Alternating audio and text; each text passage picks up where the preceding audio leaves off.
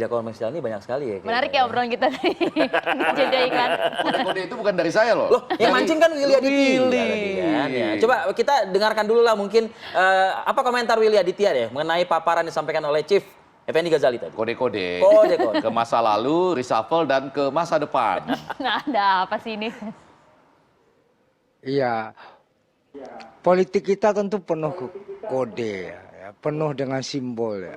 Nah, tapi apa yang disampaikan oleh Ajo EG tadi, ya nggak sampai ke reshuffle lah. Itu baik-baik aja ya. Bahwasannya ada apa ya? Ada ombak-ombak itu ya goyangan di dalam cangkir tehnya, minum kopi pagi aja atau minum teh sore hari aja gitu. Tidak sampai pada hal yang lebih besar, tidak ya. Karena apa? Pak Surya selalu menegaskan problem kita adalah stabilitas ekonomi harus dijaga betul. Kita pasca pandemi, yang kedua adalah kita akan menghadapi krisis global. Ya. Kalau turbulensi politik kita terlalu tinggi, ya, itu menjadi damage yang negatif, ya, menjadi hal yang tidak produktif bagi kita semua. Maka kemudian siapapun pemenang pemilu 2024 nanti, poin yang paling penting adalah kita berpemilu, kata Pak Surya tadi malam aja, dalam sukacita kan, dan kemudian stabilitas ekonomi kita bisa kita jamin bersama-sama. Tidak kemudian ya sudah miskin sombong lagi gitu kan, gila aja kita kan. Ini yang paling penting gitu. Ya, menarik juga kalau misalnya menyoroti sosok dari militer, dari 3 nama itu yang kemudian yang diangkat ada Jenderal Andika. Mas Burhan, ada nama-nama lain juga yang cukup kuat kalau misalnya kita lihat dari hasil survei Anda kan? Ya begini, untuk memaksimalkan kotel efek, tentu Nasdem melihat nama-nama yang belum terasosiasi dengan partai lain. Ibarat brand, itu brandnya betul-betul masih baru dan belum dimonopoli oleh partai lain. Pak Prabowo itu bagaimanapun brandnya Gerindra. Jadi tidak ada insentif elektoral untuk mencalonkan Pak Prabowo. Yang kemudian nama yang lain misalnya AHY, itu brandnya Partai Demokrat. Jadi di antara sosok yang punya latar belakang militer yang relatif masih terbuka adalah Jenderal Andika. Nah kebetulan itu ada 44% menurut survei kami, masyarakat yang mengidolakan pemimpin berlatar belakang militer. Nah masalahnya kenapa baru Pak Prabowo? Karena Pak Prabowo yang paling dikenal oleh publik, 3 kali pernah masuk dalam pertarungan pilpres, baik sebagai cawapres atau capres. Nah Pak Andika ini baru 29% yang kenal. Jadi gimana mau dipilih? Terlalu rendah tingkat kedikenalan. Nah Nasdem ini dengan rakernasnya, seperti yang tadi Bung Ike indikasikan, itu menciptakan semacam spotlight buat Jenderal Andika. Kalau Anies itu udah tinggi tingkat kenalannya, jadi efek Rakernas Nasdem untuk meningkatkan elektabilitas dari popularitas itu relatif ruang manuvernya kecil buat Anies Baswedan atau buat Ganjar, karena Ganjar udah relatif tinggi juga 74%.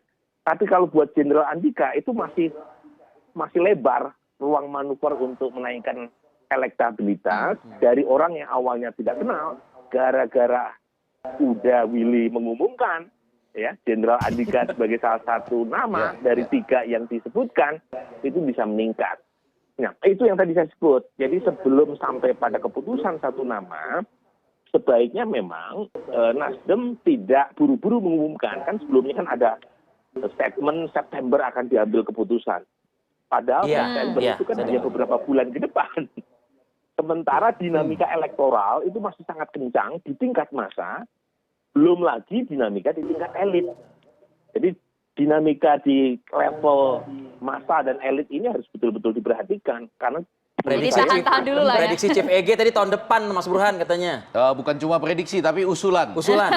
Tahun depan lah itu dilakukan. Karena 3 hal. Yang pertama tadi, Andika baru diletakkan Siap, di bawah dicatat. spotlight. Iya. Jadi memberi peluang pada dia. Mulai sekarang kita harus banyak bicara soal Andika nih. Iya, iya. Yang kedua, Anies selesai dari DKI Jakarta. Kita bisa lihat dia akan kemana dan bagaimana. Sama yang ketiga, Ganjar. Ganjar terutama dalam kaitan bukan lagi antara, ya pasti Nasdem dengan Ganjar. Tapi antara Nasdem dan PDIP. Begitu ya, Bung Burhanuddin tadi ya, bagaimana pendekatan kedua partai lagi. Terakhir Anda, Mas Burhan. Memang begini, Nasdem ini diuntungkan karena partai lain masih sibuk, rasa kusuk di tingkat elit, ya. Nasdem sudah stealing the show, ya, udah mencuri panggung. Iya. Kemudian minimal 3 nama itu kan punya basis massa dan melirik Nasdem sebagai partai yang membuka diri buat tanda kutip ini ya tokoh yang selama ini mereka idolakan. Saat yang sama pula Nasdem jika berkomunikasi itu tidak betul-betul buta. Karena bagaimanapun ada 3 nama yang sudah diputuskan oleh Rakernas. Jadi sebelumnya kan Nasdem sering menjadi tempat untuk komunikasi publik dan politik oleh elit, tetapi kan tidak jelas siapa yang diusung oleh masing-masing elit ya. Jadi dengan munculnya 3 nama ini paling tidak Nasdem sudah punya gambar Oke, Mas siapa Burhan. yang akan diusung. Dan terakhir tentu ya Oke. buat 3 nama ini posisi tawarnya meningkat karena minimal sudah dapat Oke. 1/3 kemungkinan untuk Oke. dicalonkan oleh Partai Nasdem. Nah, Saya minta 1 menit dong, Willy Aditya. Terakhir Anda deh. Apa Bung Ari? Ya tentu layar sudah terkembang ya. Tapi janur akad belum, Spotlight sudah undangannya menyala. belum. Nah ini ya apa yang ditandaskan oleh Ajo Ege dan Mas Burhan itu menjadi catatan kami ya. Dan itu juga kodenya Pak Jokowi ojo ke susu gitu kan. Ya prosesnya kita kontemplasikan, komunikasi kita intensifkan untuk kemudian dari cangkir ke bibir banyak dinamika, apalagi ini pilpres ya, dinamika itu. Tapi sejauh ini buah jatuh tidak jauh dari pohonnya. Ya ini kalau tidak ada hal-hal yang luar biasa itu tentu tidak akan jauh-jauh dari sana. Tinggal bagaimana proses yang kita bangun ini tentu harus memiliki narasi yang kuat. Kita tidak ingin pemilu kembali terjebak pada polarisasi, terjadi proses politisasi identitas yang gila-gilaan. Kenapa kita terbiasa berpemilu, berkompetisi, kenapa juga tidak bisa berkolaborasi bersama-sama? Gitu Bung Ari dan Maria.